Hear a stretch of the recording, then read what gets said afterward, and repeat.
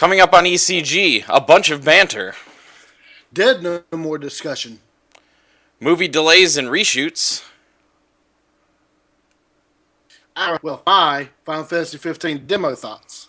All this and more coming up on the East Coast Geek podcast.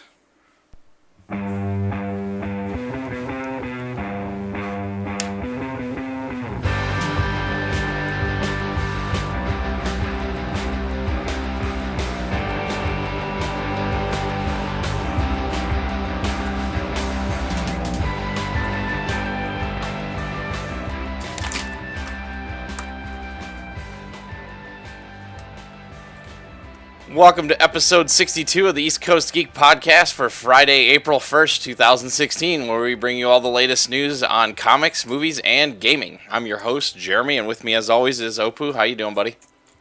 I'm doing okay. Still ready for work tonight or / in the morning. Yeah, I hear you.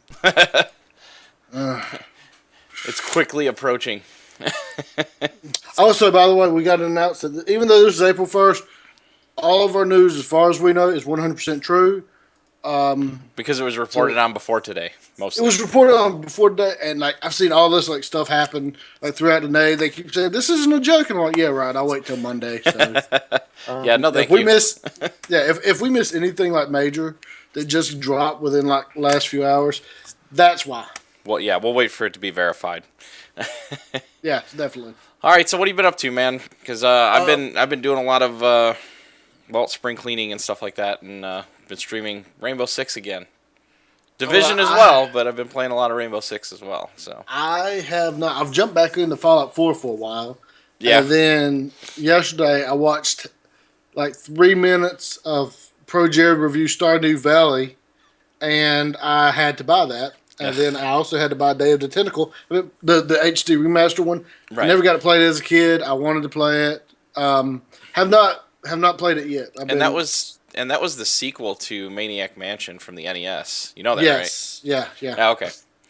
Not a lot of people know that. It didn't come out too long after either. That was the heyday of Point-and-click adventures? What's that one video format? Bink videos early in. Yeah, something like that. Yeah. And the animation style and all that good stuff. The cartoony point-and-click adventure thing. Yeah, the original Sam and Max stuff. Oh God, I love Sam and Max Hit the Road. My favorite game as a child. And they haven't re-released that yet. That's what I've been waiting on. Yeah, I know the new ones are really good, but yeah, they are. I missed that one. I haven't played the original. There was one part I remember. They ran into a guy who was fishing on the river, and he pulls out Sam and Max, and they're inside this giant trout, and the fisherman says, "Holy mackerel." And you hear Max's voice come out of there saying, "I'm a trout, you idiot." He's like, "Holy trout." If you can imagine a trout big enough to hold a giant dog and a small lagomorph. Yeah, a 6-foot trench coat wearing dog and a lagomorph. Yeah, so he did not like being called a bunny or right. All right. So anyway, Stardew Valley. Well, real quick, I want to give a shout out to my buddy Courtney and Clifford and a couple of other people I didn't remember the names because I don't know. I didn't pay attention. But my friends have started a Let's Play type of channel on YouTube. Quick Press Pause, that's the name. So, quote unquote, Quick Press Pause. A group of friends just having fun playing video games. I don't know if you pulled the picture for that or if I've messed up the order. It's up. Okay, so, yeah. So they are just warming up. I think they got a Smash Brothers game on there, which obviously I could beat them all at by myself, blindfolded. But I'm not going to steal their thunder. As for Stardew Valley, if you like Harvest Moon, this is Harvest Moon. That's all. What else can you say about it? The graphics are pretty. The character designs are. I don't know. It's from something. It's like a rehashed character design, but it works well with the game. And the game's fun. I've only played 15 days worth, so that really short review, but music's nice. The interface is pretty good. There's a crafting system in there so you can make stuff on your own. One of my favorite things, because I played one of the Game Boy games of Harvest Moon. I played Harvest Moon 64, and I played Rune Factory, which I really didn't like, but this seems like have a good mixture of all three. But one of my favorite things about this is that it allows you to walk through your field without messing up anything. Because in Harvest Moon 64, you had to build them in like an H shape, type of Yeah. H. You're in a 3x3 square. You had to cut out the top and bottom center to be able to water everything. Yeah, so you could get the middle part. Yep. So that's nice. The graphics, from what I saw, look like a better version of the older, like Harvest Moon Game Boy games. Yeah, basically. They're not like the big-headed sprites that it was known for at that time. Right. They're a little leaner, and the face just looks like some other game. I don't know if this company also made Starbound, I think. Well, apparently, yeah. Well, that's the thing is it's under that Chucklefish banner. Mm-hmm. However, I think it's just one guy working on this. It's not a whole studio. They're still working on Starbound. I think this is a guy's side project. So. Oh, okay. Well, this is a really good side project. Pretty good for a side project. And it's just fun, and you get access to a lot of stuff pretty early, like the fishing minigame and everything. Right. And it gives you a lot of material at the farmland to work with because again, there's crafting and stuff involved. So yeah, I'm enjoying it. You know what I want? I want to get it, but I have a feeling that eventually it'll find its way on the freaking like the Android market. I don't want it on the Android market because the battery life is not good for it. I want it on my 3DS because that's the one negative thing is this is like the perfect game to just sit there and play on your 3DS and take with you everywhere. Because it's so simple to start up and get going. You already know what your plan is for the day. And besides, lately the Harvest Moon games have really sucked. So yeah, they really need to remake Harvest Moon 64 again. Well, supposedly there's one that's released in Japan that we might get over here in the U.S. and the UK.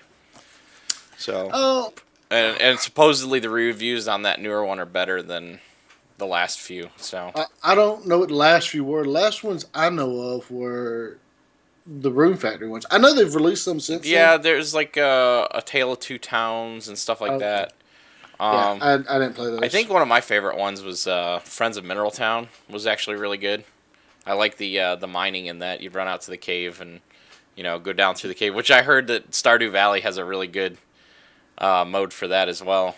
Yeah, it's got like a randomized cave system, I think. I haven't played that part yet. I haven't got the far. I'm just trying to get my crops going. Hey, from the other podcasts I've listened to, I've heard reviews of it. They said make sure you have what you need to go down in that mine because if you die, you lose some of your stuff.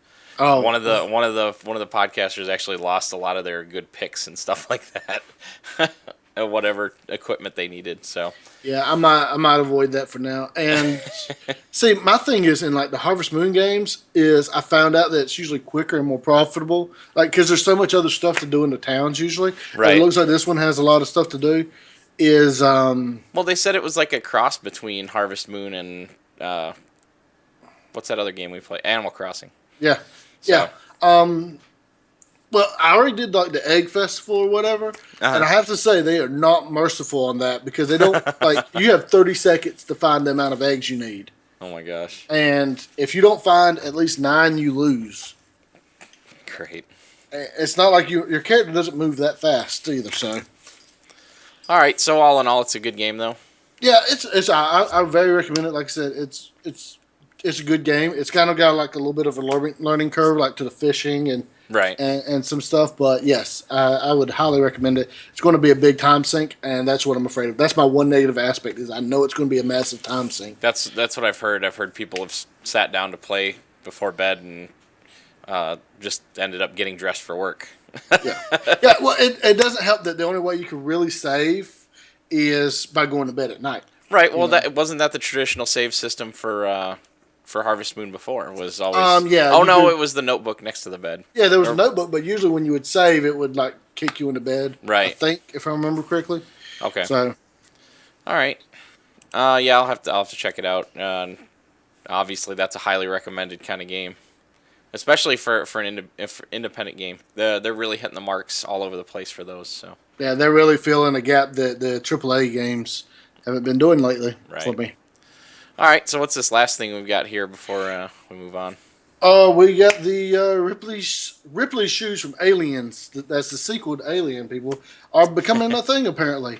If you've seen Jane Cameron's 1986 classic Aliens, you may have noticed the really cool shoes that Sigourney Weaver wears as Ellen Ripley. Reebok will be releasing replicas of those shoes as part of Alien Day, an Alien Day celebration on April 26th, which is an event that sees a whole bunch of companies coming together and selling stuff tied to the Alien franchise. April 26th has been declared Alien Day because of the planet where the aliens are discovered in the films is designated LV-426, so 426, blah, blah, blah. Unlike Star Wars Day, which is May the 4th, Alien Day is more like the marketers and the creators of the merchandise came together as opposed to the fans picking out the day, right, and then growing into its own thing. These aren't the first shoes that Reebok has released, but they are far more accurate to the movie than the originals were. There's going to be a bunch of other stuff. There's a lot of notes here. So it's good for cosplayers. I think I want a pair, depending on how much they come out as. Probably too much, but yeah, they look neat. That's what I was thinking. I was thinking they look really cool, so. Ripley's pretty awesome. Ripley is one of the best characters ever created. That last movie did not do her justice. But there's no female leads in movies. Ripley can kick the ass of most male heroes. Right. When properly motivated, she's vicious. I think the only really Sarah Connor is probably the only one that really could challenge her. That isn't superpowered or anything, and even then, if she has access to some of her future tech. I wonder if that's why Prometheus didn't really do as well as it should have, or it wasn't as memorable, because it didn't have a strong female lead, or in this case, the strong female lead was Charlize Theron, and she was a pain in the ass. Well, it didn't help that, like, for the most part, that it seemed like she was going to be the bad guy in that movie. Yeah. The way she was acting. Yeah. And Ripley, on the other hand, she was kind of stiff and proper or like formal in the first movie. Yeah. But she was still trying to do the right thing, like when she wouldn't let the rest of her crew in without the quarantine time going by. Right. And everybody rode her, whatever. Yeah. She was. I mean, it still seemed like a jerk move, but in the end, if they had listened to her, everybody would have survived. Spoiler alert.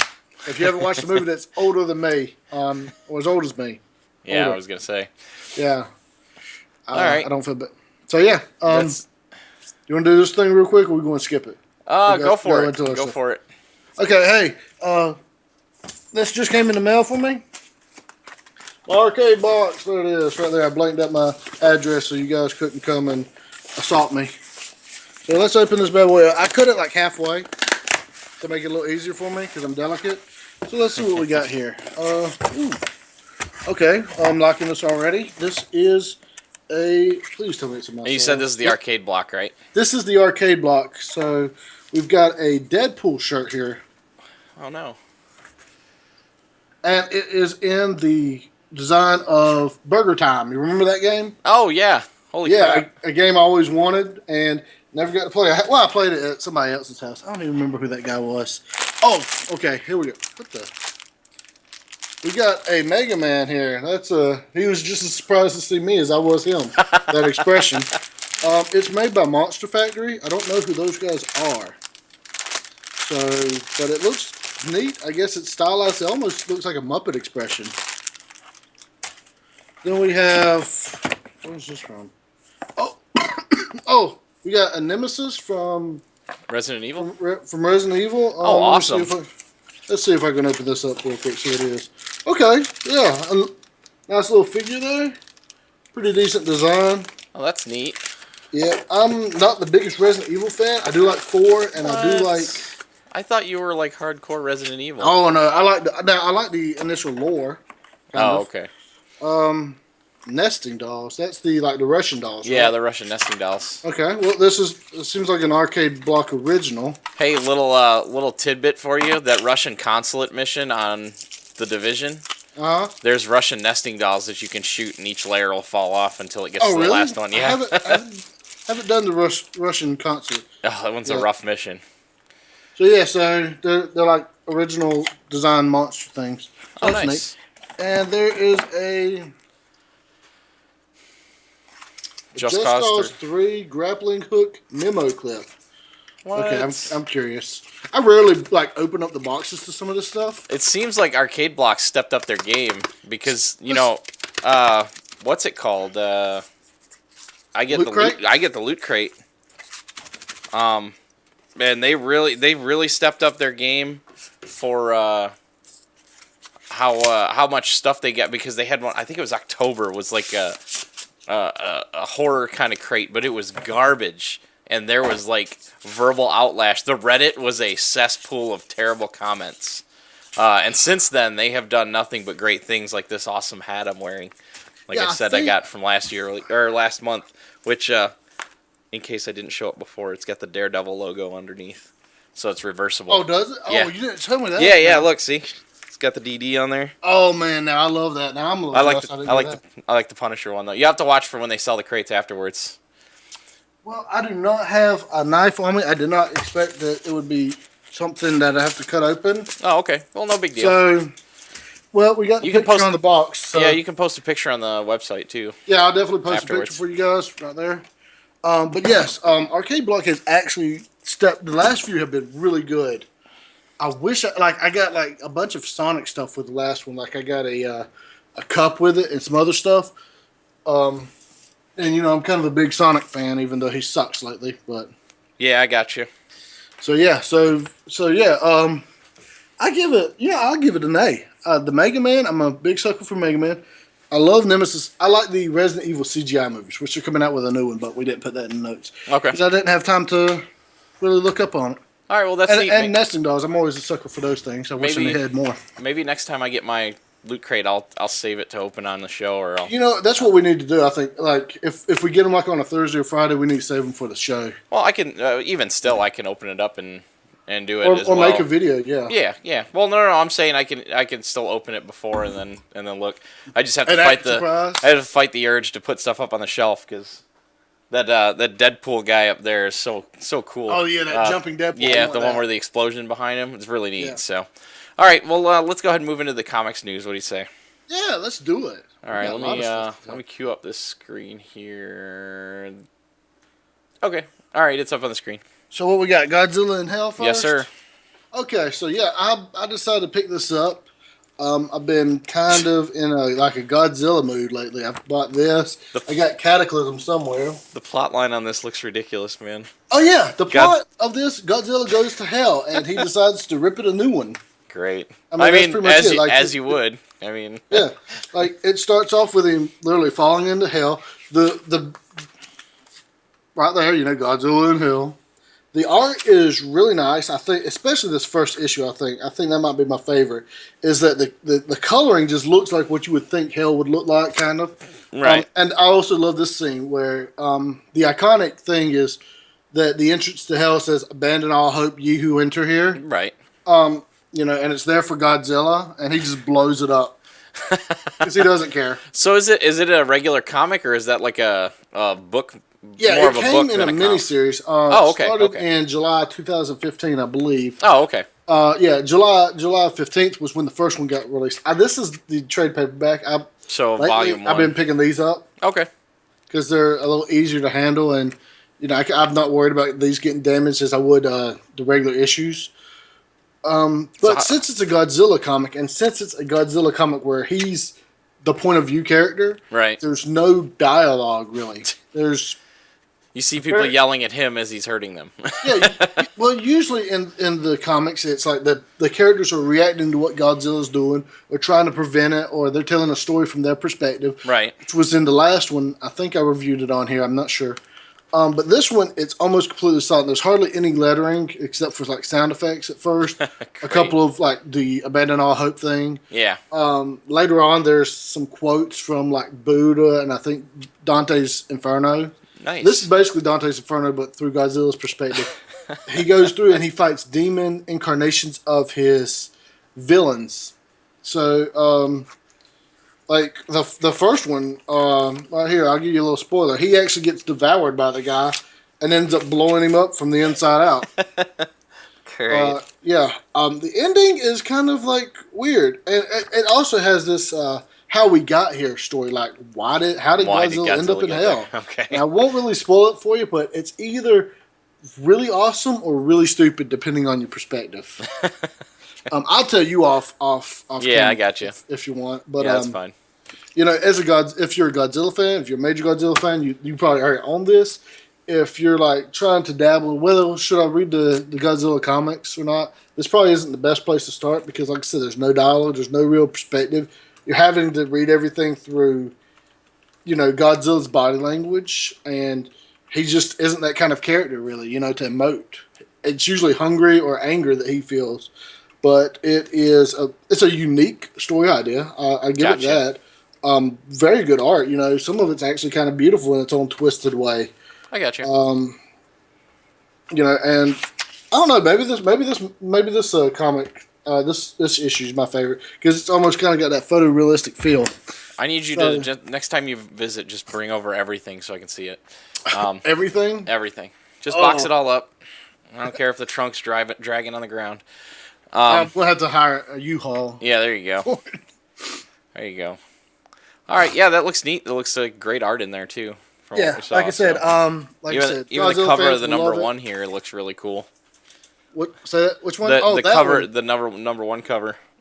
Now that is a variant. That was from it was homage to the old EC comics, which had Right. like, the first Crypt Keeper and like horror story ones. Right. And if you look closely at it, you see this demon behind. I think that's I can't remember the character on the picture if it's Destroyer or what. That or Space God. Oh, King Ghidorah. Okay, I'm sorry, I didn't have the picture pulled up for myself. But that demon, he never appears in the comics. The Hydra. No, the one with the horse face. The one behind him is King Ghidorah. That's one of. Oh, okay. That's arguably Godzilla's arch enemy. Okay. I thought you were talking Obviously, you're not a big Godzilla fan. No, I don't see all those. I remember all the classics. Yeah. So well, he fights most of the classics in that. He even fights a course unique form of Mothra. Of course, he sent him there.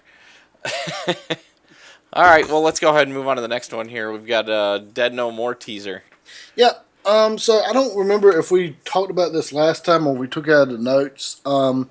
We've had a few teasers released. They've released like Yeah, we did talk about this. okay, Yeah. so they've released 5 or 6 ish covers, and I think they released the last one today, which revealed Doc Ock. So the latest teaser, which this is from earlier this week, a few days ago, spotlights Uncle Ben, Captain Stacy, and more dead characters from Spider-Man's past. And the other images have expanded on it with Spider-Man fighting like a tentacle-looking monster. They also released a picture of Gwen Stacy sharing a drink with somebody in a half jackal mask. Now, there's a character Spider-Man's fought. He's very notorious as a Spider-Man villain named the Jackal.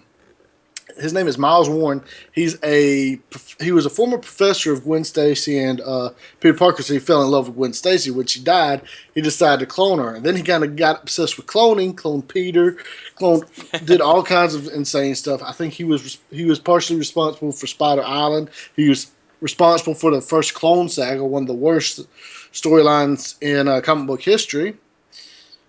And that's a whole long story. But it could also be a reference to Anubis, you know, the Egyptian god of death, mummification, reincarnation, blah, blah, blah, whatever. That's kind of what I thought when I saw that. Yeah. But I mean, it could be a connection between the two.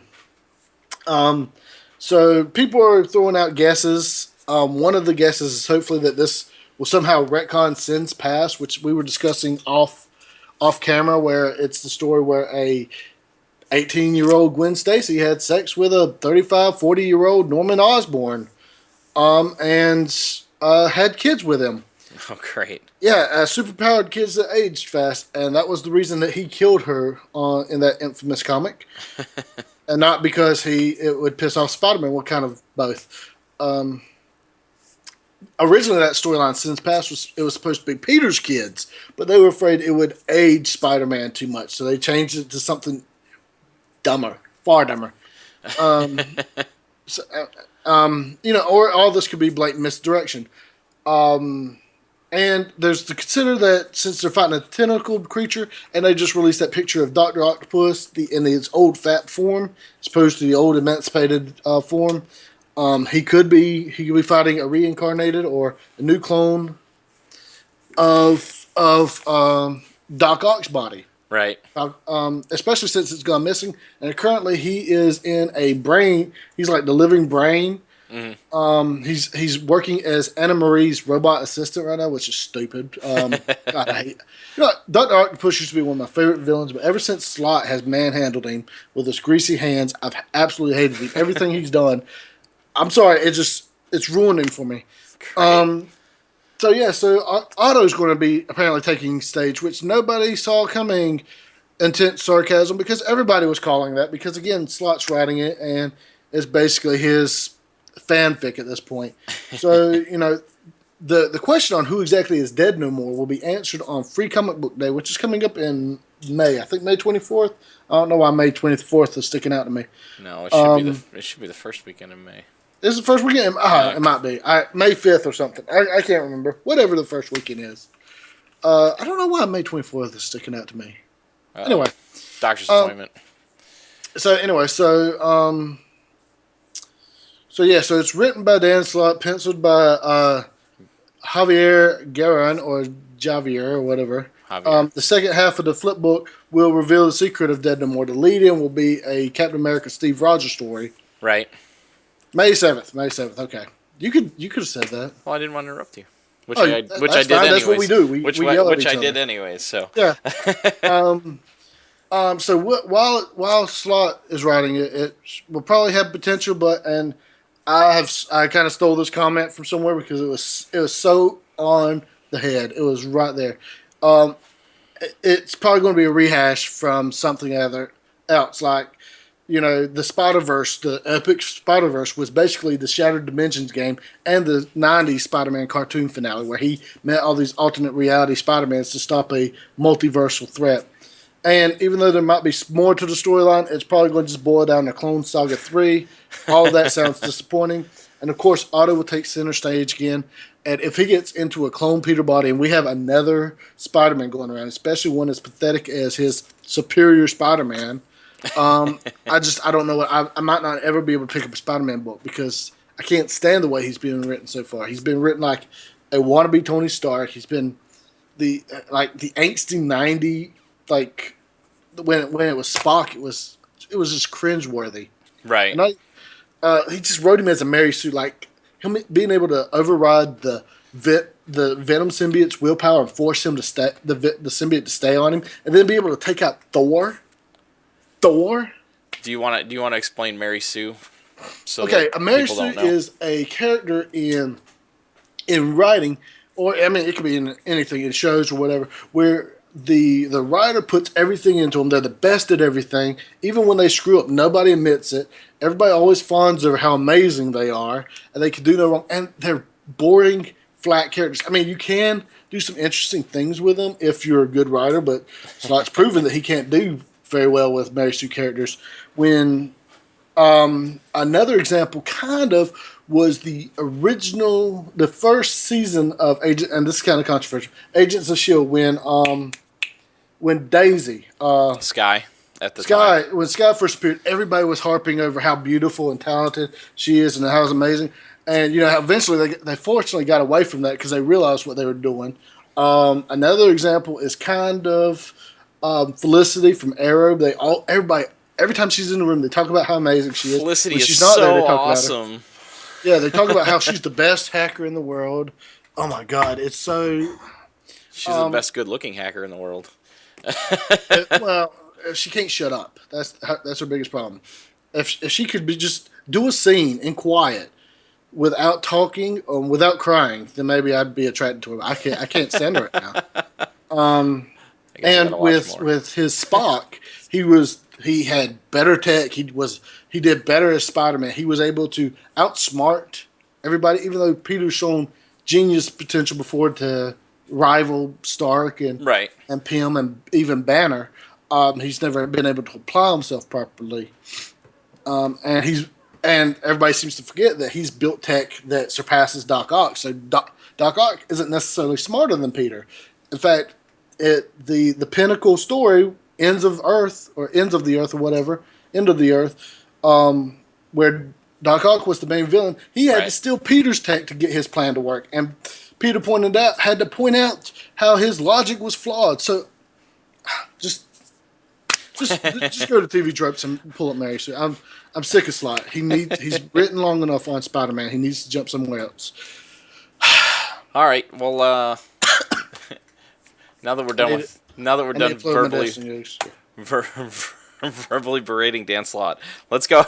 Let's go ahead and move to the movies and TV.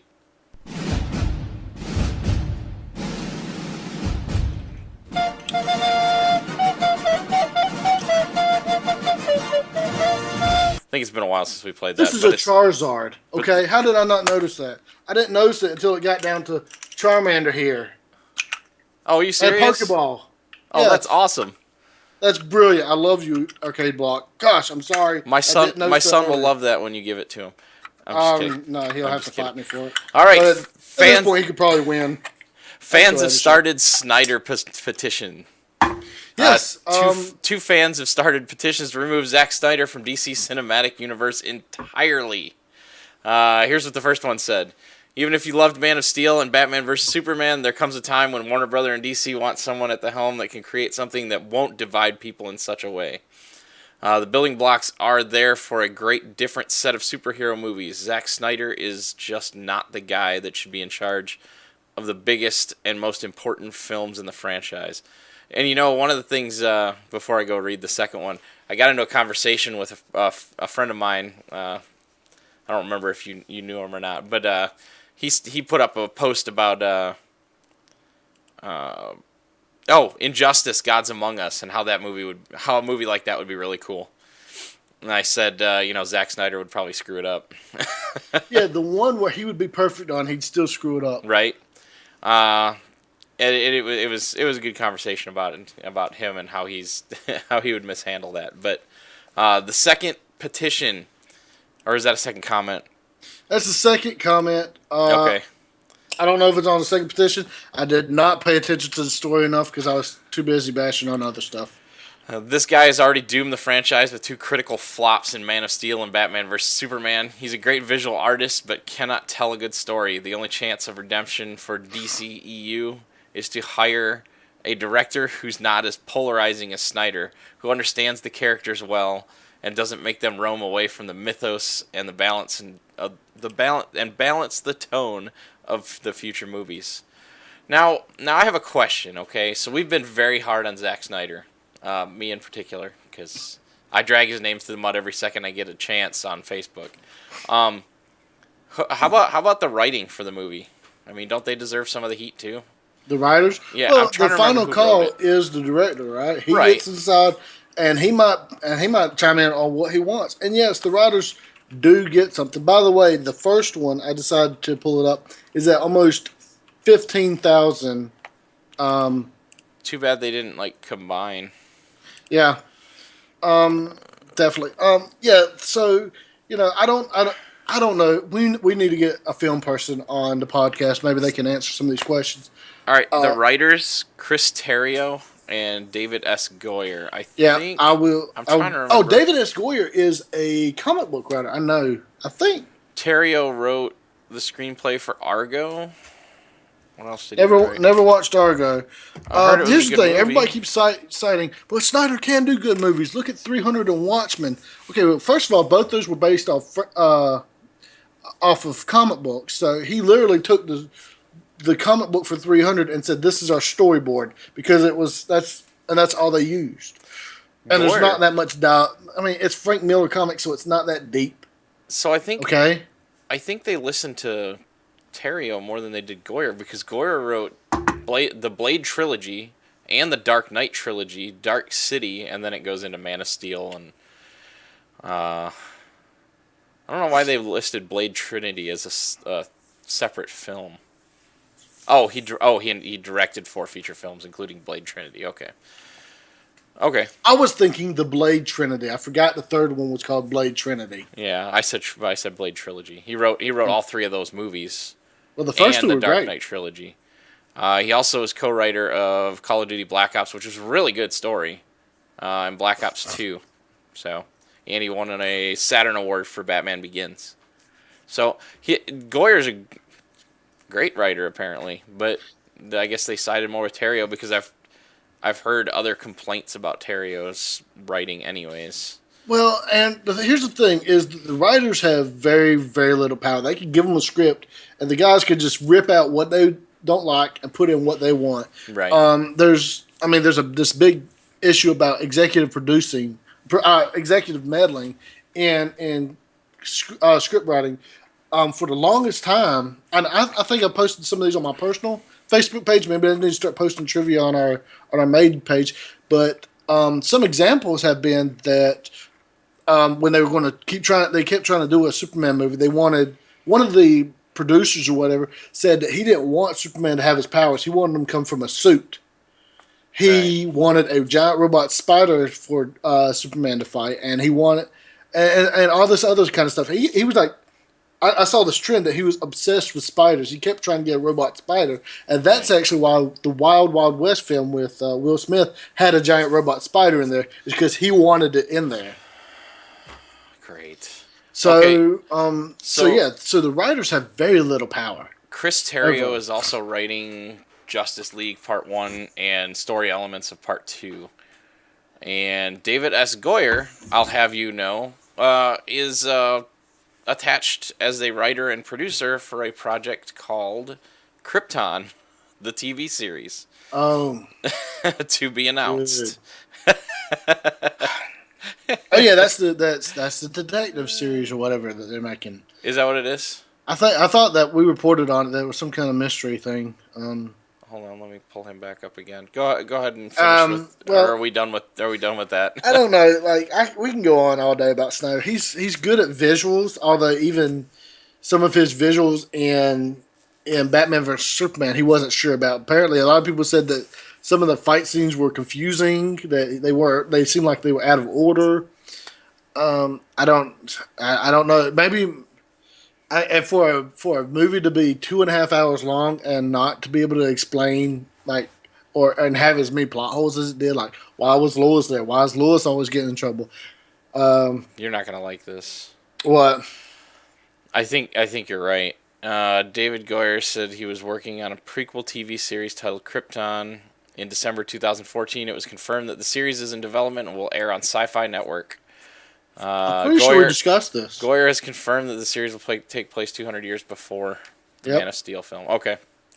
And that was from October of last year that takes place before 200 years before came from. So, and here, and why anybody would think, hey, we're about to have a massive team-up movie. Let's take one of the most iconic storylines, in comic book history and plant it before we implement the Justice League, even though the Justice League was a central figure in the first half of it, which is the death of Superman, where Doomsday went through almost the entirety of America and beat the crap out of every superhero he came across.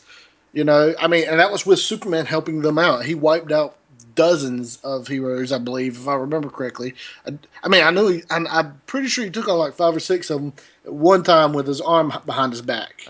To do that and have we've discussed that enough. Yeah. Snyder, I don't know. They need somebody that actually knows the comics and respects them and understands. You'd think with all his experience with it, he'd know by now. But I guess I don't know. He did so well on Watchmen.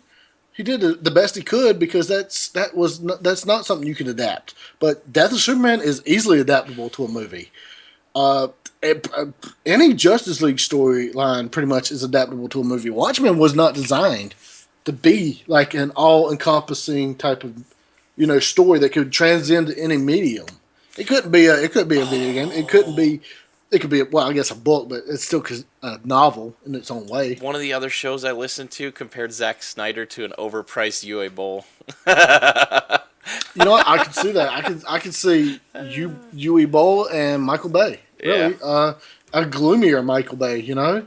God, it's like I'm listening to that show again because that's exactly what they said. They said something about Michael Bay, and then somebody jumped to Michael Bay's defense saying that the guy can actually set up a shot, even though Yeah. he's got those issues. But Yep. See, Michael Bay, he goes way too bright and too colorful sometimes. right, Zack Snyder goes too dark. And the big thing with Superman versus Batman is it's not just a mere mortal fighting an alien god. Right. It's a clash of ideologies. Batman surrounds himself in darkness and fear. Superman surrounds himself in light and hope. So guess what? You actually have to have a nice, light Superman to compound the viciousness of Batman. Every time Batman breaks somebody's arm or leg, you need to show Superman rescuing a cat from a tree. Superman needed to be more Captain America and less Batman. Or Punisher. I don't know. He needed to be Superman. Superman, and there's some brilliant stories out there. There's one, I've told this before on the show, where he sits there for like hours with this person trying to jump to their death, and he says he promises he will not touch them. And he floats there because they need somebody beside them. So he floats there from dawn till dusk. Right, yeah. And like even listens to their request. I think he goes grabs them something to eat. When they're shining the spotlight on the person that's too bright for him, he uses his heat vision and severs the cord without a second thought, and finally manages to talk them down. Even though he had the power to just grab them up and take them down there before they could blink. But that's the kind of person Superman is, you know. Yeah. Yep. So all right. So Snyder, I'm not going to miss you, and I know not many people are, if this is true. And he even tweeted today that it was fun, but it was probably an April Fool's tweet, so I don't know. Yeah, we'll see about it next week. I guess. I hate April 1st. Now that I'm having to do like news reports on comic stuff. All right, the next thing we've got is Final Fantasy 15 is getting a movie and anime. Yeah, all of this, apparently some of this leaked online, and then Square Enix just decided to announce it all, or blah, blah, blah. So they're having an original 5-episode anime series that delves into the friendships between the Crown Prince Noctis and his 3 comrades, which are the main characters for this road trip video game that's coming out. Yeah, I was going to say we're getting close to the game release soon, right? In September, which we'll be discussing that later, I think. Okay. I don't know if I put the date in there. September 30th, I think. Okay. So setting the stage for the adventure the players will set up out upon in the game. All 5 episodes will be streamed, online for free prior to the game's launch. So 1 a month. Do we have 4, 5? Yeah. So that could be 1 a month. And they just released the first one this week. And it's on YouTube. Okay, so it's already out. I didn't know. Yeah. Okay. The animation looks good. If you see the picture, I wish we could put like GIFs or GIFs on here because there was some very, very, very nice ones that I almost pulled. This will be running parallel to Noctis. Running parallel to Noctis' story, the anime. Final Fantasy 15 Kingglaive tells the story about Noctis' father, King Regis, and what happens to his kingdom during the events of the game. King Regis will be voiced by Sean Bean. So, is he gonna die? I don't know. Did they just spoil it? Spoilers. Sorry. It's bad that you probably need to put a spoiler alert for an actor alone. A little late. Jeez. A little late. We'll edit that in post. We'll feature additional voice performances by Lena Headey and Aaron Paul. And Lena Headey is Cersei Lannister in Game of Thrones. Oh, I was going to say it was that chick that helped build the foundations for the internet from the 30s. What? The actress that also was like this math genius. That's Hedy Lamarr. It's a joke. I know. It's a bad joke. Okay, and Aaron Paul. Yeah. Jesse Pinkman from Breaking Bad. There you go. Or the main star from Need for Speed, the movie. It was actually good. Wait, is that based off the game? Loosely based on an idea about the game. Oh, okay. All right.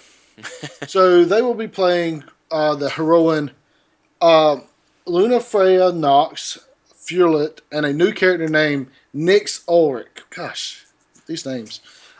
Respectively. The film will be directed by Takashi Nozui. Nozu? Nozu. I've never seen that last name before, so who previously directed Final Fantasy VII Advent Children was pretty good. It left a lot of. I don't know if that's just a difference in how Japanese design their movies as opposed to Western audiences, but it left a lot of stuff open to interpretation and stuff that you needed to check the read the manual for or whatever. But visually it was beautiful, well animated. And the Kingslave team is primarily comprised of those who worked on Advent Children. So there we go. It's going to have great action then. Other than stating that the film will be out before the game, Square Enix revealed that while Kingslave won't see a theatrical release, it will be available for fans through streaming or download. They're really pulling out all the stops for this game, so hopefully it is good. And I don't know. I mean, you're not a big Final Fantasy fan. I'm somewhere in the middle. I've enjoyed several of their games. I just recently downloaded the 6, I think. Right. The one with the Espers. I haven't played through all of it because I just do not like the new art style they went with. I miss the old pixelated style from the original SNES release for Steam. Right. And also, it's supposed to have, controller support, and it doesn't. Or maybe my controller sucks. I don't know. So that's been frustrating me. And maybe I just need to buy a Steam controller. I don't know. Nah, use your Xbox controller. I've been using it. What's wrong with it? And it says full controller support, but it doesn't. But again, it's probably just this crappy computer. Sometimes they lie. Yeah, you don't need to buy a Steam controller. And it's Square Enix, so Oh yeah, they lie. Did you try using the D-pad? I think they're still stuck on the D-pad. I like the D-pad. Yeah. And I think I tried it. I pressed everything. Pressed all the buttons. All right. Press. What? You pressed what? Nothing. No, okay.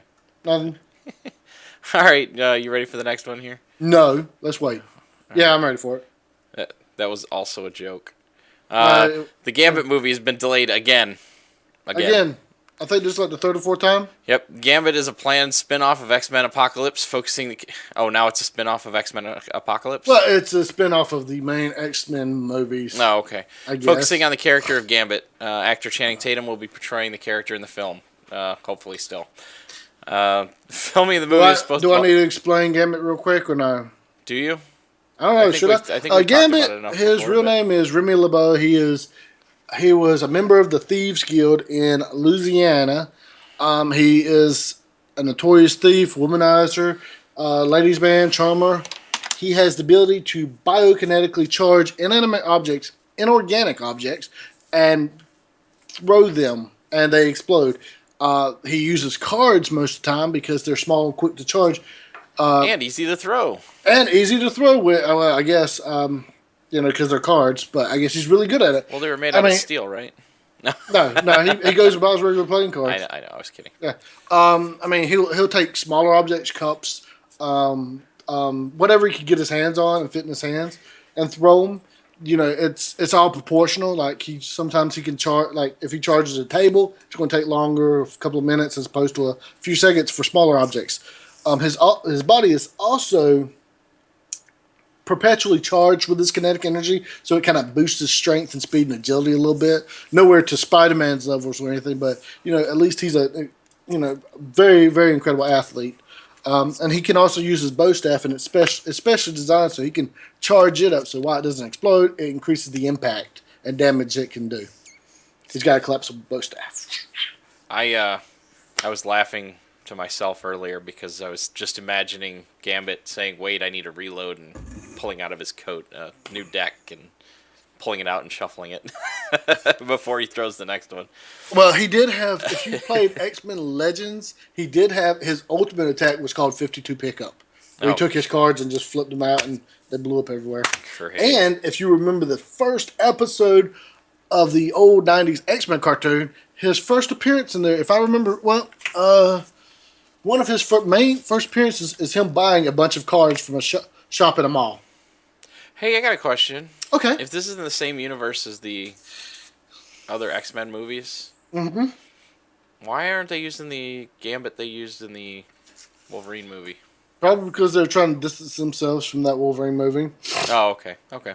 Very Even though well. people have said that people are asking why didn't they bring that guy back because he It was kind of actually looked kind the of part. He pretty looked good. it a little more than Channing Channing Tatum. Tatum. Yeah. Channing Tatum, he's not that big of a guy. He's like 6 foot, maybe 6'1", which I guess is big to me. But he just looks thick. He's got like a really thick jaw and stuff. He doesn't have like the sleek design that Gambit usually has. When Yeah. he doesn't have his coat on, he's kind of like slender Right. because he's not a powerhouse character. He's an agile. You mean he's not jacked like Channing Tatum? No, I mean, am I wrong? Channing Tatum looks. I mean, he's not as big as The Rock, but he looks He's a pretty large. buff guy. Yeah. Yeah, he looks like he could have passed for a very, very low-powered Colossus. Nowhere near like the Colossus we got in Deadpool, which is Right. the most accurate one we've gotten so far. So yeah, we haven't even discussed. Yeah. Filming of the movie was supposed to start this month, but shooting has been pushed back again. Director Doug Liam has delayed the work on the movie to work on his upcoming sniper thriller, The Wall, for Amazon Studios. Wasn't that based off a book? I have no idea. I would have to look. I would assume so. You know, they've been doing that a lot lately over there at Amazon. So, according to the Hollywood Reporter, the X-Men spin-off movie is currently undergoing rewrites with Tatum's producing partner Reed Carolyn, the dude who wrote Magic Mike and Magic Mike XXL. That's just who we need writing a Gambit movie. Hammering He out the knows script. the character. Gambit isn't on Fox's release schedule right now. It was announced that the film is out of the October 7th, 2016 release date, reportedly down due to scripting issues. They were going to put it out this year, and they're still pushing. Oh my gosh! And All I right. was supposed to start filming this. Hey, listen. This month. Fox needs to get out of the movie making business because they can't keep them under wraps. Didn't they lose some? Oh no, that was Sony. My bad. I get two horrible companies confused. Hey, they do some when they don't try. They do very well. Like with Deadpool, when they didn't care, they were like, "This is not going to make us money," and it made them almost $1 billion. That movie made money despite Fox's attitude. Yep. That was because it had a passionate crew making the movie, not somebody trying to milk a cow. Yep. It inadvertently milked a cow, and that Yep. cow was me. And they put the comic first as opposed to the actors first. Right. That's why we got Deadpool as the main character as opposed to Mystique being a main X-Men hero. Right. All right. The last thing we've got. Yep. Suicide Squad undergoing reshoots for more jokes. More jokes. Can you believe it? This movie, the trailer showed all the jokes. How grim and dismal that movie must have been. What I jokes? can't. Well, yeah, what jokes? But even then, as thin as that is, you've got how many psychopaths on a team together? Nobody's cracking jokes. No one.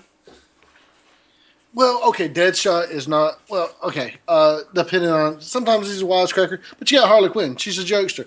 Captain Boomerang, he's kind of a jokester. You have the Joker. Well, yeah, but He's supposed to be funny. well, I mean, grimly funny, but you know. yeah, well, like black comedy type of stuff. Yeah, exactly. But at least I got it. I mean, Yeah, Heath Ledger you know. put it across well. I loved when he made that pencil disappear. I mean, Or- that's what I'm talking about. Even that. Are you Yeah. telling me that they didn't watch that movie? That they couldn't say that, oh my God, our Joker's going to fall flat on his face. Or our movie's going to fall flat on his... Listen, the reason why that Dark Knight movie was successful was because of that character. That was that comedy. He did make some good jokes in there. I mean, for the most part, like the pencil thing, the dialogue before that, where he's like, "Did you like my suit? You should. You bought it." Yeah. But The point is, and the basis for this, and I don't even need to look at the reason why they had to do it. It was because Batman wasn't light. Batman was very heavy. Apparently, Zack Snyder was working on The Watchmen Part 2. it's just Watchmen. It's not the Watchmen. I know, Watchmen Part 2. Sorry. That movie did not have any comedy. That was a heavy movie, but at its best, that series, as I understand, because I've never read it before, that is not a light subject matter.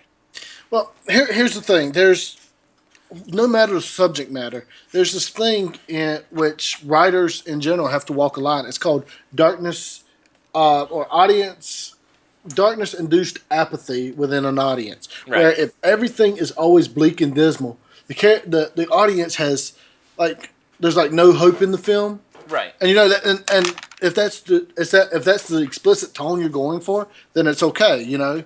But I mean, you have issues like if there's no character for the audience to identify with, if there's no likable characters in the film, then that's one thing to be like, well, why should we care? Why should we spend 2 hours trying to care if these people live or die? You know, Yeah.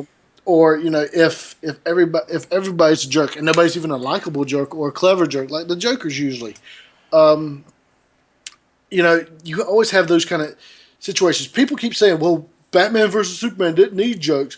No, it doesn't need to be like Marvel. It doesn't need jokes, but you have to have some lightness in there. So when the shit hits the fan, it gets dark. The audience knows, oh wow, the stakes are really raised here. But if everything is constantly at a low point, then and we have no high point to base the world off of, then when the stuff really starts happening and people do start dying, nobody's going to care. You get what I'm saying? Now with Suicide Squad, however, going back months later after the movie's done and forcing in jokes at high expense, they're saying these are very pricey reshoots. Tens of millions, I heard. Tens of millions. This is going to disrupt the tone of the film because it already had its natural flow. Whether it was a good flow or bad flow, we don't know. Maybe the jokes will help it out. On top of that, when's the movie coming out? August 5th, so okay, 3 months? That movie should have been done already. Okay? Which means that, hey, guess what? Sets are torn down. Now they got to spend all this money putting it all back together. Rebuilding the set. Because otherwise you've got, what, Harley cracking jokes in a white room? Or green screen all the time? Yeah. And here's another thing. You have the actors, they've moved on to other projects. They've gone on vacations. They've done whatever. Will Smith's growing his hair back out. That was actually one of the issues with the Fantastic Four. Remember, they had to go back for reshoots. Yep. And Kara...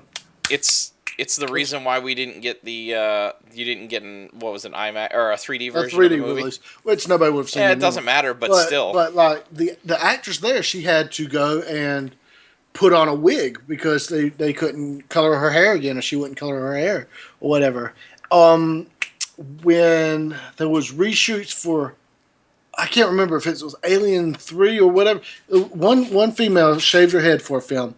Her daughter didn't like it, so when the filming was done, she refused to go back down to that level. To shave it, so they had to wear, and all those little bit of things are going to be noticeable. They're going to be visible if you don't do them well, if they're rushed, which they're going to be rushed because they only have 4 months to... They have to reshoot. They have to edit it back in. They have to adjust pacing. They might have to cut some other stuff for timing. They're going to have to get it re-reviewed probably for a new rating just in case. Do you remember when you saw puppet shows when you were a little kid? Did you ever want to see the dude's face that was holding the puppets? Or the cut that's behind the screen? Exactly. And that's what's going to happen. They won't even... When the Muppeteer for Kermit the Frog comes on stage, they won't, like some of the other puppets, like they'll just put them on and get down and do everything. He has to do it under something. They never show Kermit the Frog just being held or whatever. Right. Because they don't want to spoil the illusion or whatever. Right. So not only is it the Batman versus Superman, but people are speculating because Deadpool, they got away with so many jokes, dark jokes, light jokes, whatever. There was in here. Did we cut? Is that? I know. I keep interrupting. You tagged me in something that said it was because of Deadpool. It's well, I said they're doing it again, I said they're doing it, and it's exactly what we said. They're redoing it, and the exact reason. Deadpool was funny. Suicide Squad is apparently not. Yeah, that's what I heard. I haven't watched the show on Arkham. I haven't even really read many of the Suicide Squad comics, but a lot of these characters just aren't funny. Harley Quinn and Joker are funny. Joker's funny for the wrong reasons. Harley Quinn's usually funny for some of the right reasons, depending. some of them could be deadpan snarkers, Deadshot, even Katana or whatever. But I don't know. So we'll see, and who knows what this is going. If it's tens of millions, what do you have the budget for Suicide Squad already? I can pull it up while we're Let's see. talking, but even still, I mean, for Suicide Squad, right? Yeah, for Suicide Squad. But it's. I'm guessing like 100 million. Maybe. No, come on, listen. That's about the average. Jared these Leto days. demands more. They don't have a budget listed. What? What? Suicide Squad budget. What? Wait, what? I've got something from December 2015. The budget revealed. Let's see. It says there's already going to be a sequel to this movie. Why is there going to be a sequel to this movie already? All right, listen. Okay. I don't know if... I don't remember, okay? I don't remember when I was younger. Did we know how many Iron Man movies were coming? No. Until we knew that their contracts were solidified for 3 or 6 movies or however many movies, we kind of had that illusion that it wasn't going to happen. Yeah. But those movies fit together so well. Listen, Warner Brothers. This is that instance where, like, Microsoft, for example, the whole monopoly thing that they went through. They got there first, and everybody complained, said, "Oh my God, this is not fair." We're sitting here as fans saying, "Wow, Marvel's doing such wonderful things, and DC Warner Brothers is just trying to cash grab." So it's the opposite. It's completely the opposite, and it's like a mistreatment to the fans. Just because they're just putting out stuff to make money. They're not treating the properties properly. Now here's a quote I got. In a recent interview on the Howard Stern Show, actor and comedian Ike Barinholtz, who is playing an undisclosed role on Suicide Squad, gave an offhand mention to the potential budget of the flick. So I don't know. You can take this, whatever. But here's the quote. This is the biggest movie I've ever done by a factor of 10. I mean, I think the budget was north of $250. That is half the budget for Dawn of Justice, which was around $410 million. The actual official on paper budget was $258 million. For Suicide Squad? That's no for Batman versus Superman. That's not including advertisement. That is just the budget to make the movie. Oh, okay. So if the budget for this movie is over $250 million, I wonder how much more over Batman versus Superman it is. I understand you have, what's her face, Margot Robbie. You've got Jared Leto. You got Will Smith. Will Smith. Dude that just got done playing RoboCop. Why can't I remember his name? And whoever the other cast of characters are. Yeah, well, you got a team-up movie, which those usually cost a lot more. Right, but the problem, Joel Kinnaman, the problem is that they're starting these team-up movies as the basis for the rest of their universe. Yeah, that's not how it should work, and it's not going to work. People aren't going to look back and say, Batman versus Superman was one of the greatest team-up movies ever. They're going to look back and they're going to say, wow, look at the Avengers. Look at all the build-up to get to the point where they were at to make that happen. And we actually get to see actual character progression for Marvel's flaws, because there's flaws. Maybe they do to make too many jokes. Maybe, blah, blah, blah, blah, blah. But, we do get to see character development. It's not, your mom has the same name as mine. Oh, my goodness. We're friends now. The first 30 minutes of Iron Man had more character development than I'm sure Batman probably put out. Batman versus Superman. And just to harp on Batman versus Superman a little bit more, I was thinking about this the other day. How can a Batman that kills regular people, like here it comes, thugs that I got to put this out here. Somebody please give me an answer. Post a comment, respond to our live chat that we've got right now if you're watching, or messages, whatever. How can a Batman that's willing to kill average thugs, like thugs Lex Luthor hired to guard his stuff, how can it be okay for him to kill those? But then you have a deranged psychopath that kills thousands, hundreds, thousands upon thousands, depending on the universe, like Joker. How can it still be alive? you can't have a Batman that kills and a Joker like that. This Joker is either going to have to be extremely toned down. This has to be before he's met Batman or faced against Batman. This is going to have to be. I don't know. This Joker's going to have a healing factor and be absolutely immortal. I don't. That's just a thing I can't understand because usually when Batman starts killing his first victims, depending on the canon, because there's several different ones, is he killed Joker when he became a vampire. The first thing he did was kill Joker. In The Dark Knight Returns, guess what? He did not kill Joker. He paralyzed him. Joker broke his own neck. Yeah. So I don't know why people are calling that out. Be like, well, he killed in Dark Knight. He killed Joker. No, he didn't kill Joker. Blah blah blah. Yeah. All right. Okay, so are we done beating on them again? Well, Man, this is listen. It's either Marvel praise or DC bashing.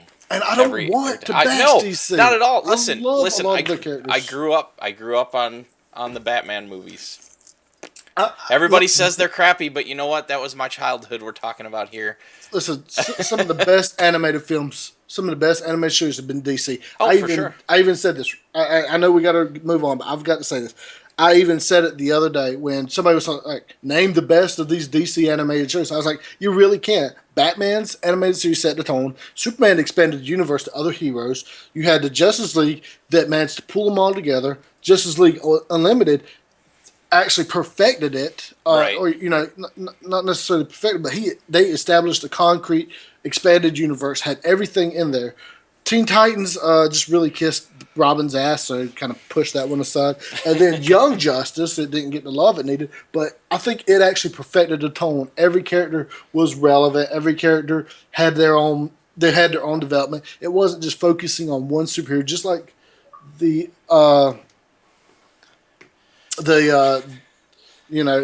Teen Titans and even Justice League Unlimited sometimes had that issues where it focused on the main seven more than the side characters. But side character stories usually shined, were some of the best to me. Anytime the Question was on screen was absolutely amazing. So yeah. So don't say we're not DC fans, especially not me. I love DC. No, for Green sure. Lantern, Listen. Flash, Etrigan. Who are those guys? Yeah, no. But Batman, right? Batman and Superman. That's who DC. Batman and Superman and Wonder Woman. That seems to be all they can do. Although, I praise Superman stories all the time. All-Star Superman, Whatever Happened to the Man of Tomorrow. I just went on a 10-minute rant about one of the most beautiful short stories of Superman ever. The Man of Tomorrow has disappeared, and it's your job to find out why. No, that was the Man of that was the Man of Today, Modern Man. And they left it on a cliffhanger. Why don't they bring that back?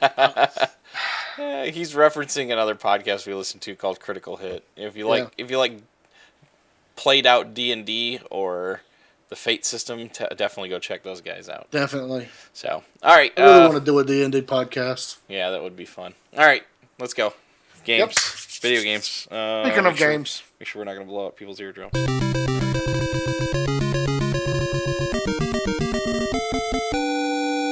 Your mission, if you choose to accept it, is to get us new sounders. All right. That sounds like work. I already make all the notes. Okay. Then I'll work on it. All right. Pokemon Go beta and data mining info revealed. Yeah. A lot of these are interesting. I haven't cross-referenced this with much, so take this with a grain of salt. You might want to play our rumor mill alarm or whatever. Well, I mean, it's the same as a spoiler alarm. Yeah, we need different ones. Oh, there we go. There it is. That's the rumor one. That's the one I should have been using. All right. Yeah, I was kind of discouraged by some of the notes, but at the same time, you can't say that it's not founded. When people data mine games, they're actually going through the data files that are already present there that the company has put in. Yeah, well, I say data mine because I think they said some of this stuff was pulled from data mining and some of the stuff wasn't released. So, like I said, I didn't review this too much because I was too busy looking at all these other notes. So, yeah. Well, I'll go ahead and start saying them, and then I'll tag out, and I'll let you continue from where I'm at. Okay. We've got a lot to cover quickly. Yes. First of all, there's no battles against wild Pokemon. I guess you just use a Pokeball. You catch them directly through various Pokeballs. Trainers are customizable with different options. 137 different attack names have been found in the game's code, confirming battle systems. I guess that's data mining. Yeah, I was gonna right say. there. I mean, it says no battles against wild Pokemon. That doesn't mean that there aren't trainers, which I've heard that they were supposed to be doing. They were actually supposed to be. Somebody was responsible or involved, and I'll have to check. I think it was one of the guys at work said this. One of their friends out in California is not responsible, but is involved in setting up of an actual Pokemon gym. Well, we got some notes. Is that on down that there? Okay. Towards the bottom. Damn it. Yeah. I'm sorry. I spoil everything. It's all good. So there's confirming battle systems. Some of the moves include flamethrower and hyper beam. Yay. Additional 95 fast versions of the discovered 137 attacks. You receive a starter Pokemon, which I'm really hoping that it's based on your region, like in the world. And I would actually hope that you would get something besides the classic starters. Well, what if they took and they said, okay, United States gets the original 3, and Europe gets what's that one, Snivy, and I can't remember. What is that? The Gold and Silver generation? No, Chikorita was Gold and Silver. Right. Chikorita. I kind of like what's it called? Torchic. That one was fun. That was from Ruby and Sapphire, I think. I think so. And then Fennekin from. I like all the fire ones. I don't know if you can tell. Yeah, I like. You know what? Okay, I like Charmander, but I also like Bulbasaur. He was the first double type starter. He was very, very reliable. He's grass and poison. No, that's right. They didn't make Charmander steel until what? No, he the rehash. Fire and flying is what he is. They didn't make that until either Gold and Silver.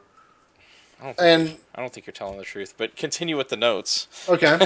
Well, so you receive a starter Pokemon, which real quick. I want it not to be starters. I want you to be like, okay, well, in this region you get a Pidgey, in this region you get a Rattata, because I think that would make you represent more of the like regular Pokemon trainers in the world. I thought that would be a neat concept, as opposed to everybody getting the special starters. I don't know. That's just me, but I'm not going to complain if I get a Charmander, or a Bulbasaur, or a Torchic, or a Chikorita. Well, maybe a Chikorita. So a new game function with the name Starburst has been discovered. References to Google Cardboard have been found within the game's data. 3 teams the player can join: red team, blue team, or yellow team. So that might give us a clue. Only first generation Pokemon exist in the beta. So there we go. That's telling us a little bit more. Multiple versions of the defense stat. 7 object categories: Pokeball, Potion, Revive, Maps, Battle Objects, Food, and Camera. I missed something on the food and camera. So food and camera. You want to take it from there? Let's see how much more we got. I'll go a little further. Because I'd give you a lot more. Items available in the beta include Pokeball, Great Ball, Ultra Ball, Master Ball, Potion, Super Potion, Hyper Potion, Max Revive, X Attack, X Defense, X Miracle, Raspberry, Bulk Berry,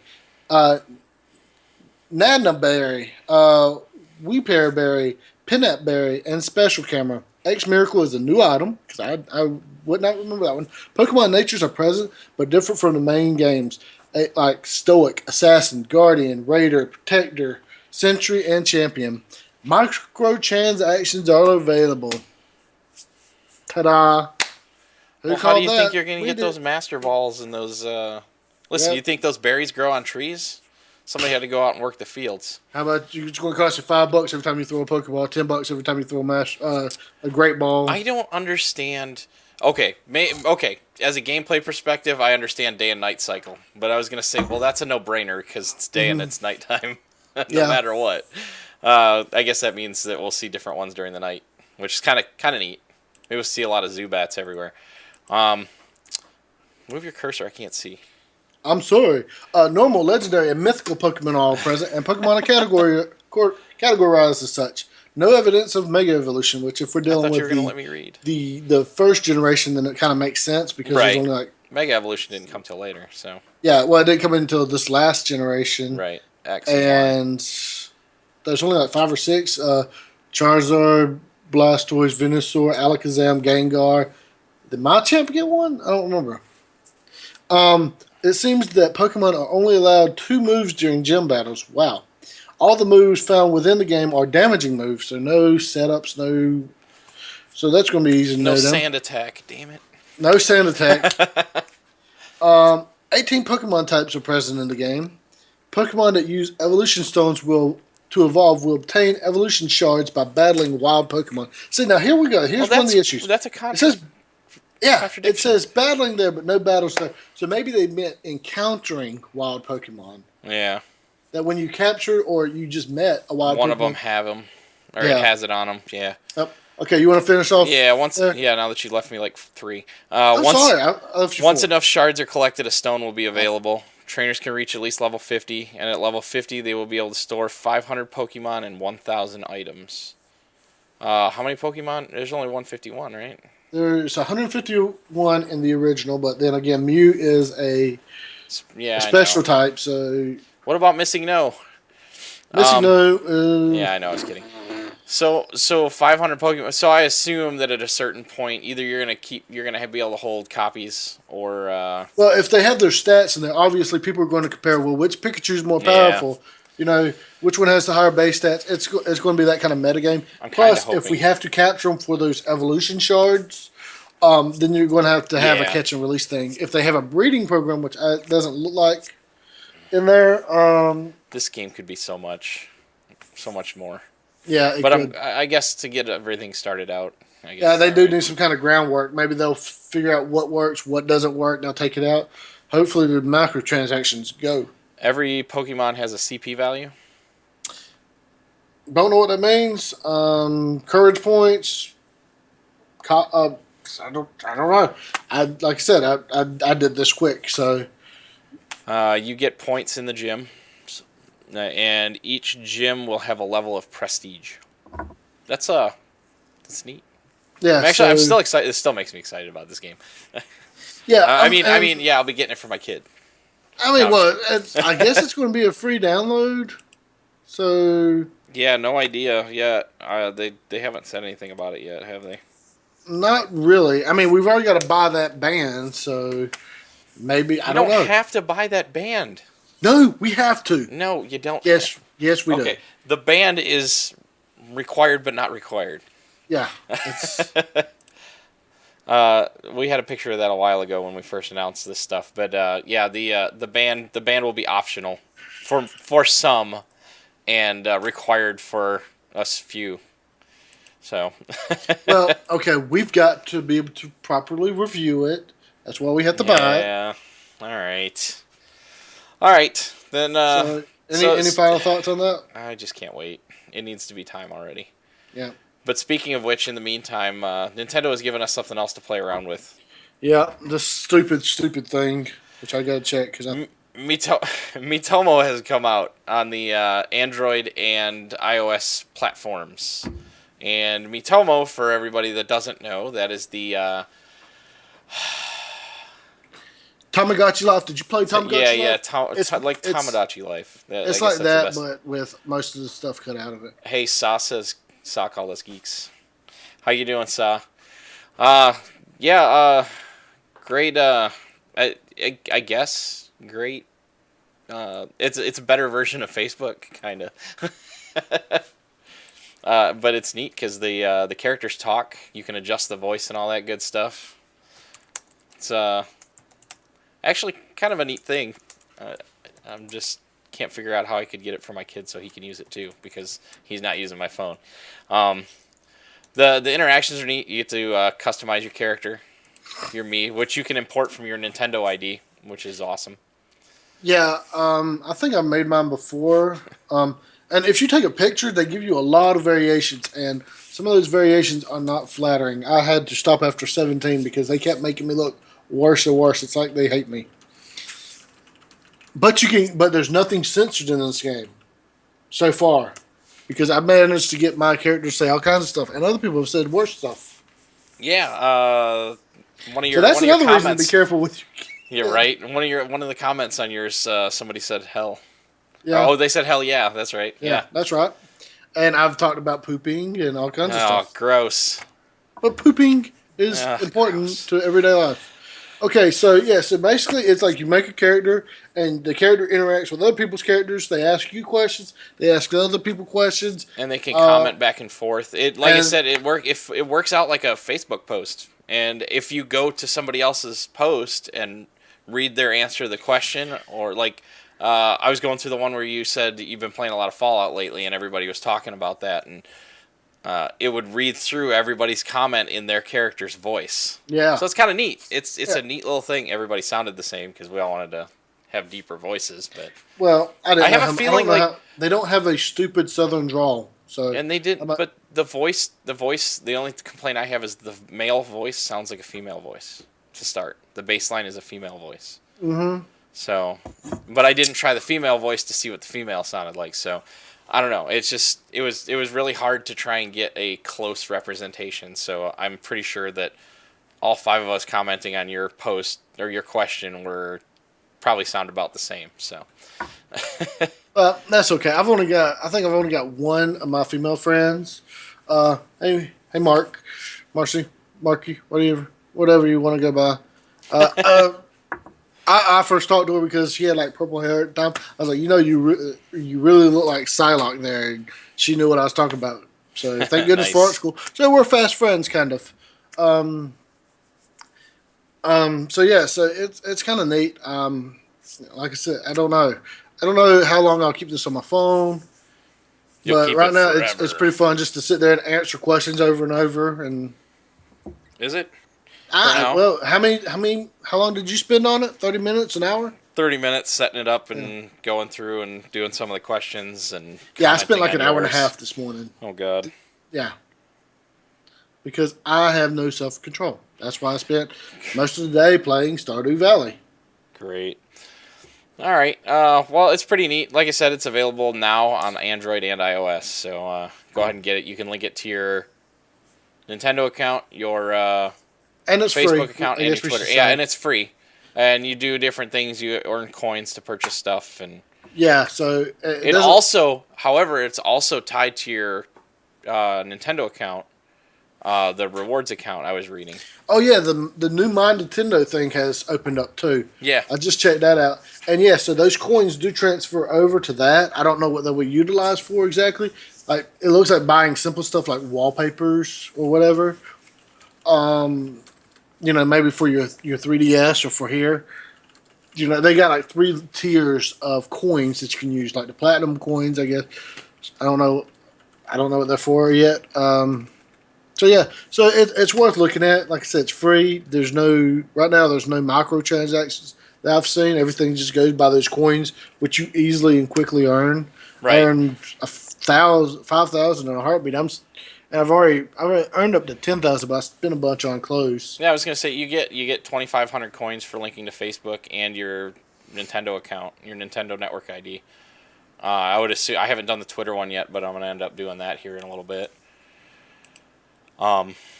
Which I'm sure I'll find more friends on Twitter, on the people I follow. So, but I only had you as my friend that was on Facebook. So Oh I was like, oh well, yeah, search all my Facebook friends, and I was like, oh, this just came out today, so nobody's got it anyways. yeah, well, yeah. It's slowly been growing through my friends. I wonder if friends of friends will be able to eventually connect too. Yeah, that'd be neat. I was wondering that too because a couple of the people on yours showed up in one of my lists, so Okay. Well, we'll have to if explore I some more. friended them on there, they're probably they're pretty cool people. Yeah, They're either former military or they're geeks. So like we making fun of Batman versus Superman earlier. So yeah. All right. Next one. You want to do this one because I don't like this game. No, I'm just kidding. I pass no judgment. I will allow you to give your review of this demo with a spoiler alarm.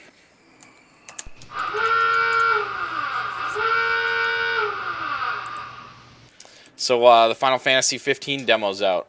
yep. So it dropped yesterday morning, the night before previously. So that's why I figured that it still needed the spoiler alarm technically. So the game starts off with you in a like a forest cave thing. You have a little carbuncle that's basically your tutorial / guide through the game, and it communicates through your phone, sending you text messages and emotes or whatever. You playing, which we already discussed. The main character is the Prince Noct or Noctis or whatever. He's called Noct in this, and this is him as a little boy. And I was like, well, short for nocturnal night, so we're in a dream, which is referenced early in the tutorial or the game. So I thought that was very clever. So is it just basically getting you the systems and how the game plays, because it's not obviously not part of the story. Yeah, it's supposed to be like a separate story. Okay. Yeah, and it's all this is doing. It's not as elaborate as the PT demo or the Ground Zero, which technically is just like the first half of that game cut off and sold separately. But not the first half, like the first mission. The first 1/3 of it, or whatever you want to say. Not even a third. One there was you could spend 15 minutes in that mission. Seriously, you could. I mean, really, you could. If you didn't collect that's everything. what I ended up doing. That was not the intent. It's like basically this thing was like that, or like the what do you call it? The Alpha Sapphire and Omega Ruby demo was another just, hey, this is how the system works. I think even though it was kind of crap, it was very good for a person who has never played the game before. Yeah. So. Well, let's go ahead and get this out of the way. Right. The visuals are absolutely gorgeous. Everything is beautiful in this game. I'm playing on Xbox One, so I'm sure the PS4 has roughly equivalent. It's not coming out on PC yet, so we won't. So there's that.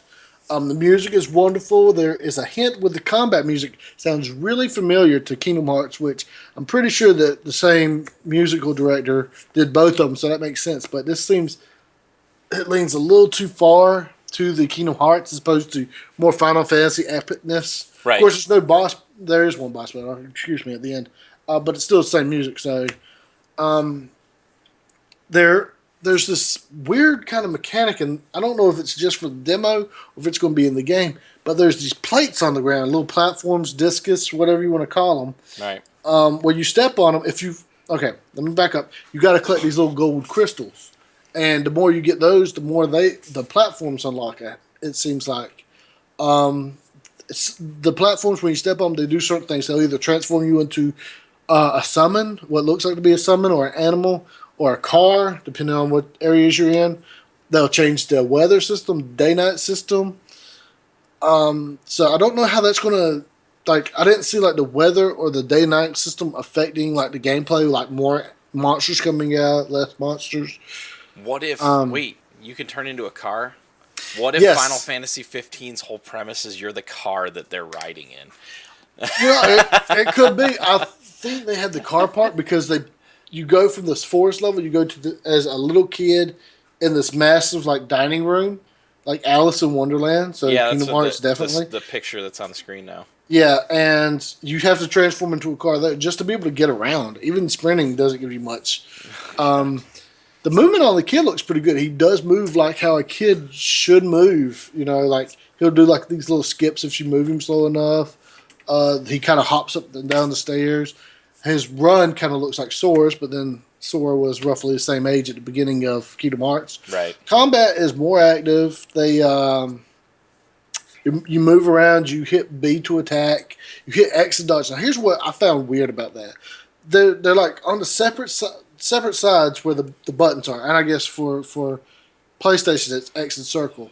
Now it does not feel fluid to me with that. You can attack, and then when you get attacked, you can't switch your thumb over fast enough to press the X button, and it doesn't help that you have to hold the X button to do the dodge. Your character auto targets enemies when you're doing melee. You get a toy sword and a toy hammer. The hammer, just use the hammer because it knocks down the opponents. It takes off a lot of their health. The sword, you just got to nibble away at them. So the hammer is the best one. The combat kind of feels slow, a little underwater muddy. Right. Even though you're able to move around. the enemy types are called nightmares. They look kind of like the Heartless from Kingdom Hearts again. One was like almost looked like that jaguar monster from Avatar, if you remember that. The other one looked like a mixture between a gnome and like a little Santa Claus elf thing. The targeting with the magic, however, which you got basically a firework bomb and you got like a lightning bomb and then a meteor bomb.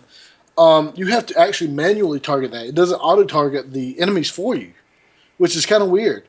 So you have to stop and aim it, but the thing is, the monsters can move. So, and there's a little delay between it hitting and activating. Though some of them, to be fair, are area attacks, so they could still potentially hit them, and they do take out a lot of damage, and they can hit several. But when they miss, it's usually critical because you're about to get hit. Right. I was gonna say it's kind of like a skill shot kind of thing. Yeah, kind of. And you don't have a health bar at the beginning. I don't even know if you lose those gold crystals.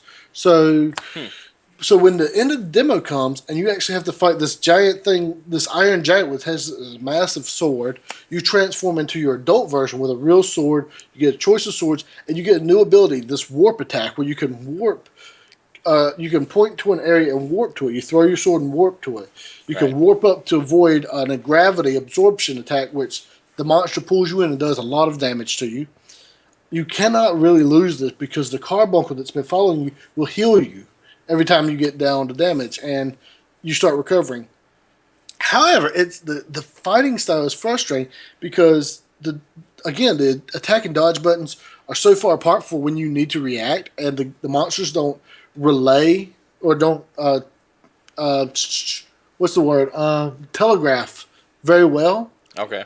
You don't get good prediction out of where you don't get good prediction. The warp attack does a lot of damage, but if you drain your warp bar, your character sits there exhausted until it starts recharging, giving the monster a chance to catch up. The monster hits. He's got it's a longer reach than you think.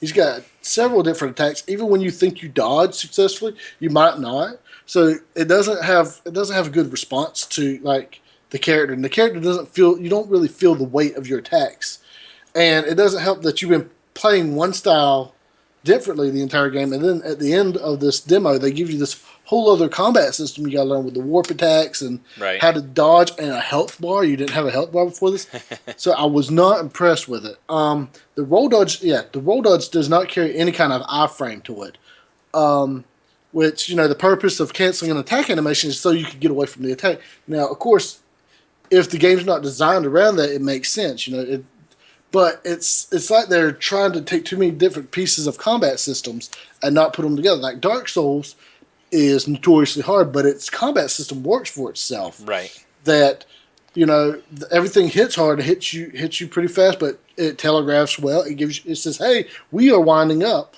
You better block or dodge or both or whatever." This game doesn't really do that. When you're severely injured, you can barely move, which is usually you've already suffered a massive attack, and you can't even use your warp really. Right. Enemies can wail on you, and once he knocks you down, he can wind up and hit you again before you get up.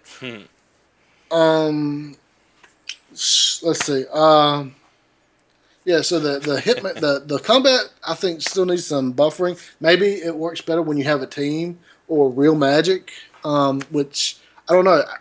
It's like I want to like this game because it's got such an interesting premise as opposed to the other Final Fantasies where you're traveling around, you're basically kicking it with your boys, on a road trip. Right. But if the combat is like this in the game, I don't know if I'm going to enjoy it.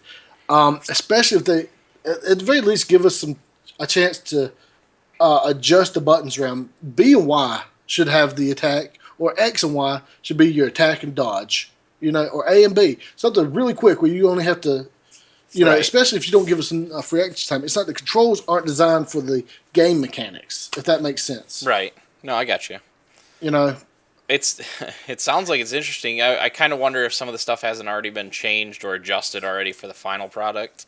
Because, they do have a few months before release. They do have a few months, and these are relatively minor tweaks that they can make. Yeah. It's not like a complete engine overhaul or anything. Right.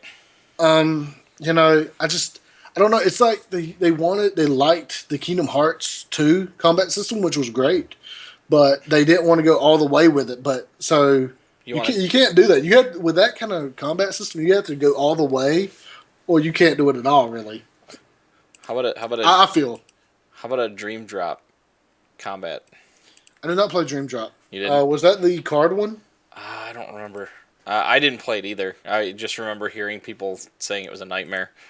So, I remember the first Kingdom Hearts 3DS or DS game or a Game Boy Advance game, whatever it came out on. Right. You had to once you ran out of cards, you basically should have just shut off the game because there was hardly any way to get your cards back. Oh god. You had to your basic attack you needed a card for, so you couldn't even defend yourself with a weak Keyblade. So I don't know. It's like I don't know. I'm torn on it. And then at the end of the game, you do get the option to name the carbuncle. And if you have the demo saved and you buy the game or whatever, it seems like you could transfer the carbuncle over as a summon early on in the game, which would be neat because you can name it. I named mine Little Pooh. Great. Well, you. So it's not like a poop. It's like no. I got you. Noise. I got you. So there's that. It's like a noise. So that kind of alone makes me want to do it. And the carbuncle is adorable. And I don't know. I'm going to have to. It's going to be like a wait and see. I don't know. All right. Well, you want to wrap this show up with this last article? Yeah, we going on long enough. So there's ranting. been a lot of controversy this week. There's been there's been three major things that happened this week. We're going to discuss one of them. So Tracer from Overwatch, one person complained about the pose, one of the optional of the three victory poses, and the Blizzard immediately reacted and said they're taking the pose out of the game. The pose is this: she's holding up her pistols and she looks over her shoulder and kind of looks back at the player, and with this little smirk on her face, and they keep saying that it's too sexy, and they have to explain to their daughter why it's so sexy. Well, first of all, if your daughter is playing a teen-rated game and you have to explain that to her, I don't think she's emotionally mature enough to be playing a game where you shoot people in the face and they die. Yeah. That's issue number one. Two, it's not even sexy. Tracer, she doesn't really have a jamming booty. She's not like Ivy from Soul Calibur or anything. She's fairly modest to me. And they keep saying that it doesn't fit her personality. Well, it does fit her personality. Confident, cheeky, sassy, fun. British. That's all within that pose. Also, she's not the only one that does this pose. I think two of the male characters do, as well as another female character. So there's that.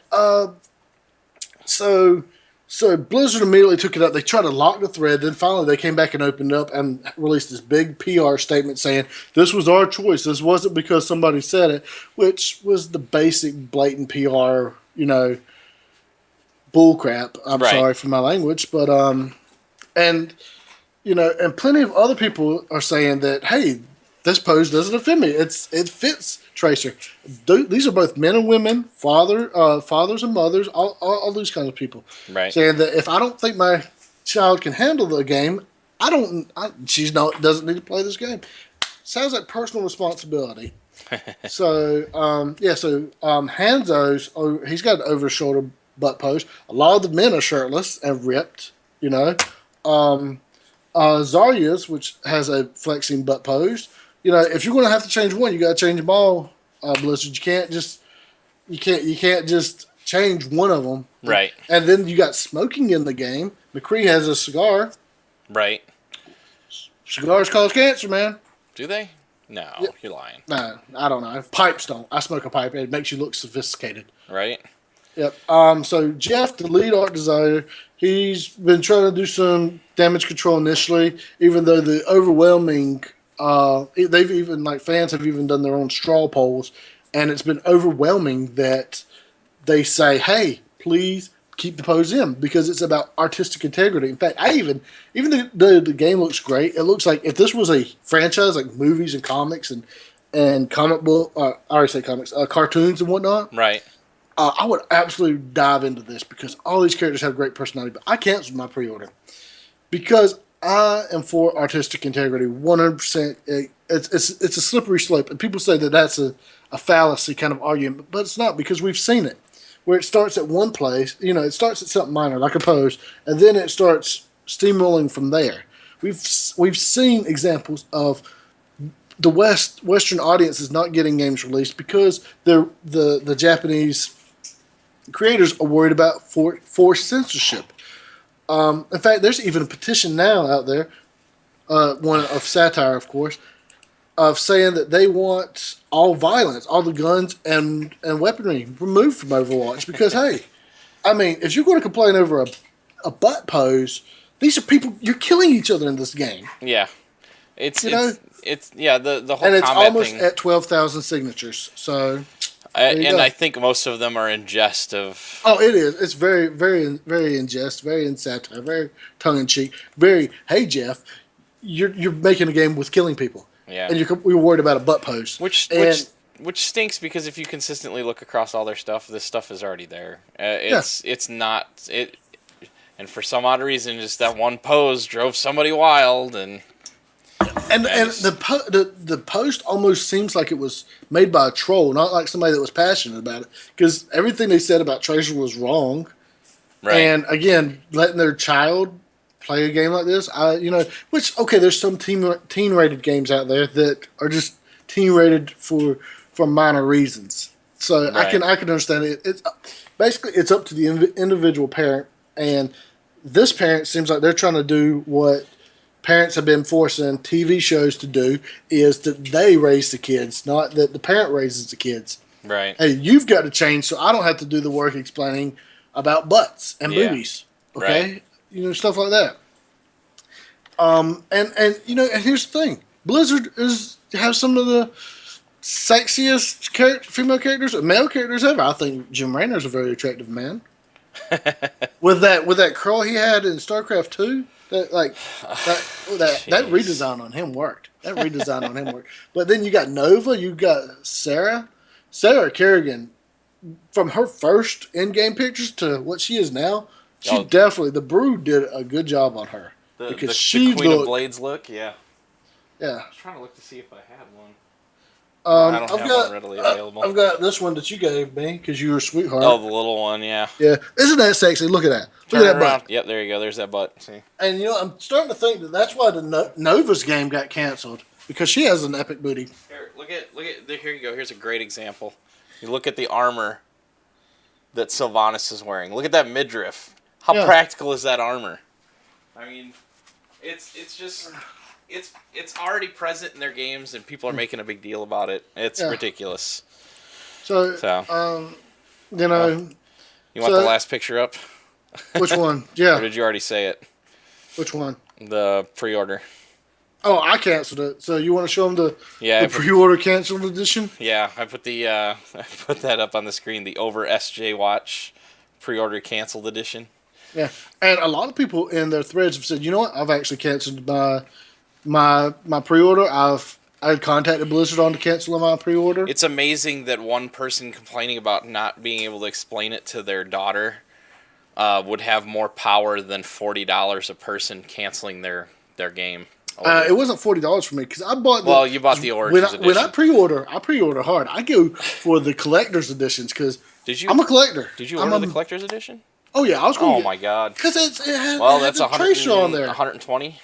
Yeah, 100. I was going to drop 120 on this. Yeah, I'm not dropping anything because, again, I value artistic integrity over everything. I don't care if this is Game of the Year. I will not touch it if they're kowtowing to one person's threats and a couple of people complaining. Yeah. Opposed to the vast majority of their customers. fans. Yeah.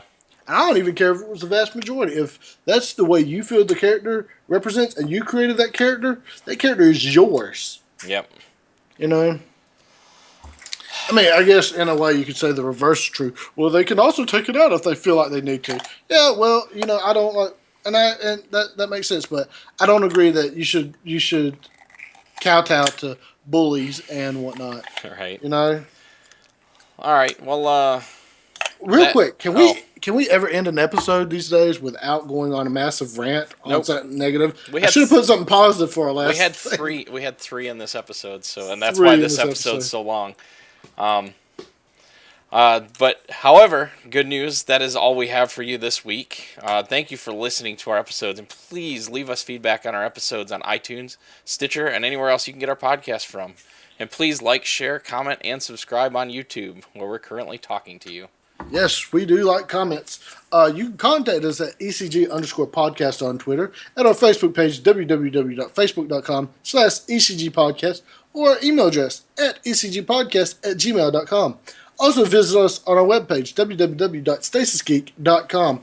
Or like Jeremy said, post a comment. We will read it. If you ever find an article you want us to talk about on the show, let us know. Post it on Facebook. Email it to us. I will definitely pull it because that will be less work for me during the week because I am lazy. No, just busy. I've got a lot of video games to play. I got Stardew, and I got to finish Fallout 4. I got to see about the DLC for Fallout 4. All right, we'll be back next week. Until then, stay geeky.